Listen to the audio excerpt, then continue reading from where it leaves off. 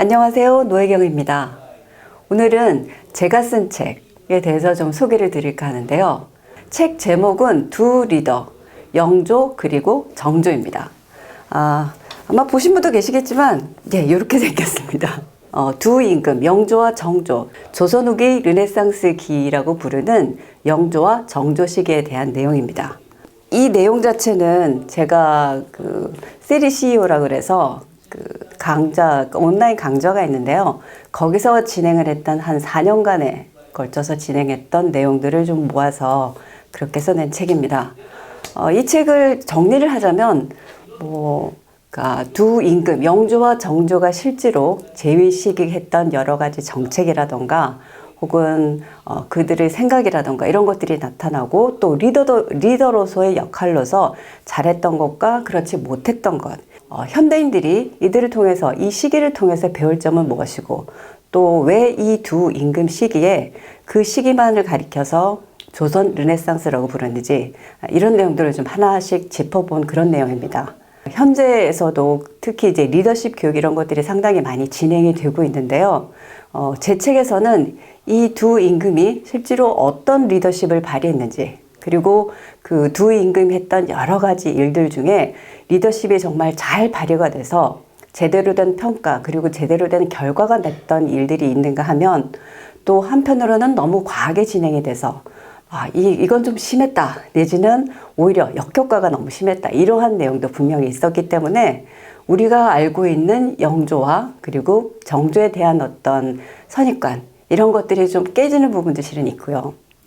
또 한편으로는 너무 과대평가됐다거나 이런 부분도 분명히 있어서 그런 것들을 실제 사례를 통해서 한 50가지 사례가 기록이 되어 있는데요. 이런 걸 통해서 알아본 그런 내용입니다. 그러면 하나씩 좀 소개를 드릴게요. 조선 후기는 조선 초에 했던 어떤 정책 방향 이런 것들과는 상당히 많이 달라지고, 특히 18세기는 서양과 마찬가지로 상당히 우리나라도 어떤 변혁기라고도 볼 수 있습니다. 그런데 이 두 임금의 경우에는 그런 어떤 사회 변화, 변동 이런 것을 잘 읽어서 어떤 식으로 이게 정책이 반영이 될 수 있었는지 정말 고민도 많이 했었고, 실제로 이 두 임금 모두가 왕이 될 무렵에는 정말 엄청난 고난을 많이 겪었었죠. 영조 같은 경우에는 본인이 정말 어떤 조선의 어떤 이념상으로는 왕이 될 수 있는 그런 위치가 아니었음에도 불구하고 왕이 됐던 그런 케이스이고, 또 정조의 경우에는 사도세자의 아들이었기 때문에 어떤 즉위 과정에서의 그런 문제점들이 분명히 있었죠. 그럼에도 불구하고 그 모든 고난들을 다 이겨내고 실제로 제위한 기간 동안에는 내내 정말 두 임금 모두, 영조와 정조의 평가들이 상당히 다를 수 있겠습니다만, 어쨌든 18세기 어떤 개혁을 이끌어냈던 그런 개혁 군주로서의 이미지는 분명히 있을 겁니다. 일단 목차를 좀 소개를 드리면요. 제가 총 5장으로 구성을 했는데요.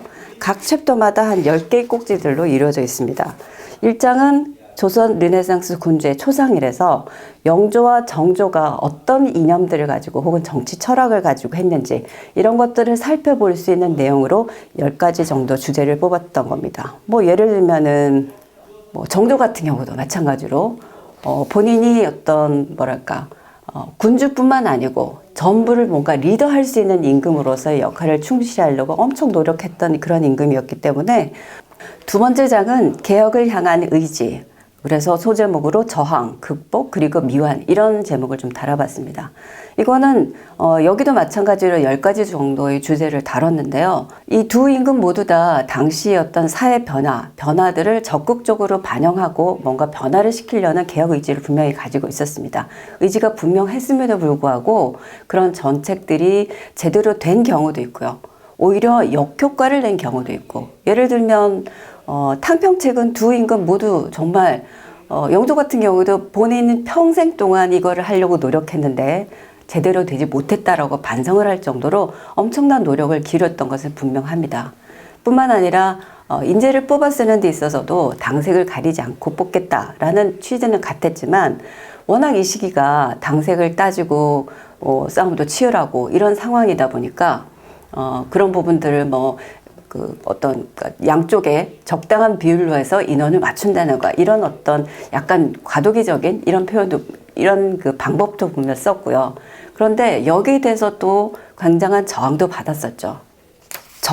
정조가 할아버지 영조의 탕평책에 대해서 평가를 하면서 나름 정조 나름의 어떤 탕평책을 쓴 부분들이 있어서 잠깐 소개를 해드리면, 영조의 진심을 제대로 구현하지 못하고 미봉책으로 만들어버렸다. 인사 하나를 할 때도 할당제에 매몰돼서 이쪽 저쪽의 비율을 맞추는 것이 본질이 되어버렸다. 탕평이란 당파를 잇고 나를 잇자는 것인데 비율에 집착하니 거꾸로 자기 당파를 등용하는 방법이 되어버렸다. 그래서 세상 사람들은 탕평의 당이 옛날 당보다 더 심하다라고 한다. 하지만 이 두 임금 모두 다 영조 같은 경우는 상당히 노련한 방식으로 정치를 펼쳐 나갔었고, 정조는 또 나름대로 본인이 이제 군주인 동시에 스승이다라고 외칠 정도로 그에 마땅한 엄청난 공부를 했던 그런 기반을 가지고 있던 인물이었기 때문에 그걸 적극적으로 맞서 나갔다, 이렇게 볼 수 있죠. 그런 내용들이 함께 좀 수록을 해봤습니다. 3장에는 제도적 실험, 그래서 시대에 대한 이해 혹은 오해, 이렇게 좀 정해봤는데요. 예를 들면은 뭐 그 당시에 상당히, 지금도 무척 마찬가지지만 부동산 문제가 심각했었죠.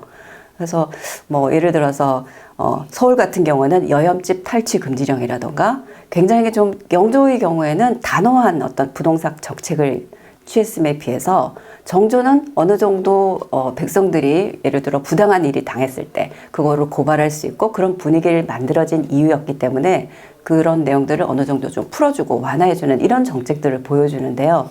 이거는 뭐 대표적으로 영조가 좀 과했다라고도 볼 수 있지만, 백성들로 하여금 어떤 귀족, 그 양반들이라던가 이 권력자들의 눈치를 보면서 억울하게 집을 뺏긴다든지 이런 것이 있을 때 부당하다는 것을 고발한다던가 이렇게 그런 거를 노출할 수 있는 사회 분위기를 만들었다는 점에서는 상당히 성과가 있었던 것은 분명합니다. 이거는 어떻게 보면 시대 한계라기보다는 권력에 대한 문제들이 뭐 이 조선 후기뿐만 아니라 지금도 많이 발생하고 있는 문제들이죠. 그러니까 그런 부분들을 어떻게 해결하고 또 문제가 생겼을 때 어떻게 보완을 하고 있는지, 이런 부분까지 같이 좀 담아봤습니다.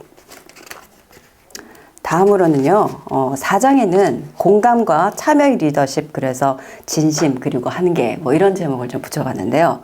그 공감을 이끌어내서 대형 정책들을 잘 끌어낸 한 사례로 실은 청계천 사업을 들 수가 있는 건데, 이 청계천 준설 사업 같은 경우에는 영조가 말년에 본인에 대한 정책들을 자기 스스로 평가를 하면서도 정말 엄청나게 자랑을 했던 이런 그 내용입니다.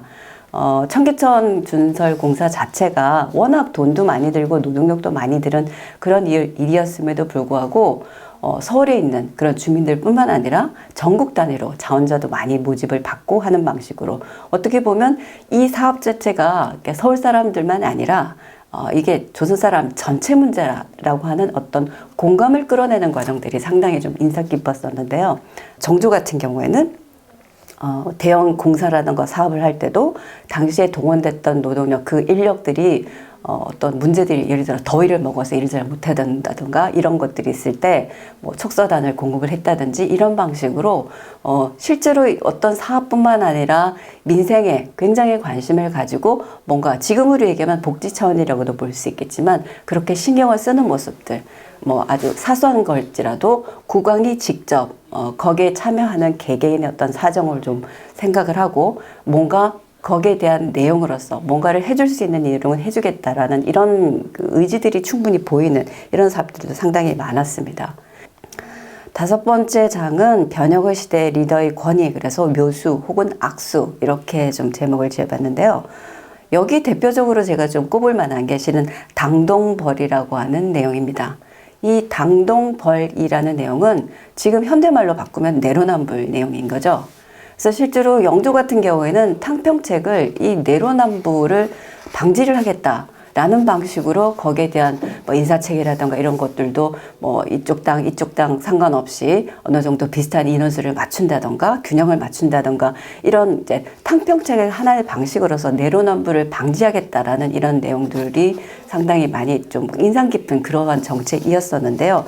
규장각뿐만 아니라 동덕회라고 하는 비선조직을 운영했다든가 이런 부분들이 어떻게 보면 본인의 어떤 뒤에 후원 세력을 키우겠다, 친위대를 키우겠다라고 하는 있었던가 동시에 이 비선조직도 요즘에 얘기하는 정치판에서 이게 밀실 정치다 이런 걸로 연결을 시킬 수 있었지만 어떻게 보면 정조 나름은 이제 본인이 하고 있는 것이 가장 올바른 방식이다라는 자부심이 실은 대단했었거든요.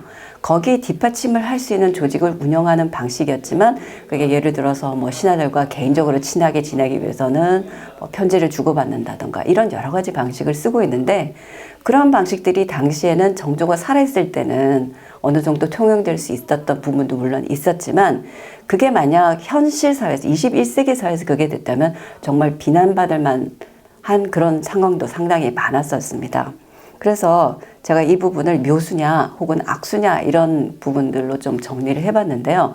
결국은 제가 이렇게 책을 쭉 통틀어서 제시를 좀 하고 싶었던 내용들은 영조와 정조에게 가지는 21세기 사람들이 가지는 이미지 이런 것들이 어떤 부분에서는 상당히 좀 과장되고 어떤 부분에서는 약간의 좀 오해를 하고 있고 이런 부분도 있어서 그런 사례들을 하나하나씩 어떤 정책적인 사례들을 실질적으로 좀 보면서 두 임금이 어떤 면에서 리더십을 잘 발휘했는지 혹은 그 과정에서 어떤 문제는 없었는지 이런 것들을 하나하나 좀 짚어가면서 조선 후기 상황을 좀 제대로 짚고 이해하고 혹은 거기서 뽑을 수 있는 어떤 교훈들이 우리가 가질 게 뭐 있는지 이런 것까지 같이 연결을 하면서 단순히 역사적인 팩트를 전달하는 게 아닌 현대인으로 왔을 때 두 임금의 사례를 통해서 우리가 좀 배울 점은 뭔지 혹은 조심해야 될 점은 뭔지 이런 것들을 좀 같이 생각해 볼 수 있는 그런 기회를 가지고 싶어서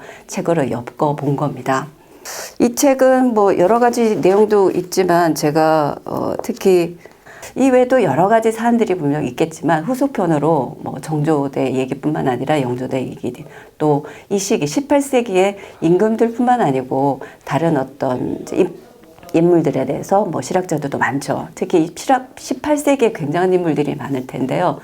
순차적으로 좀 계속적으로 연구를 할 생각도 있습니다. 계속해서 많은 성원 부탁드리고요.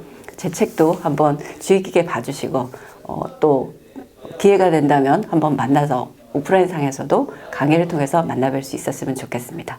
네, 감사합니다.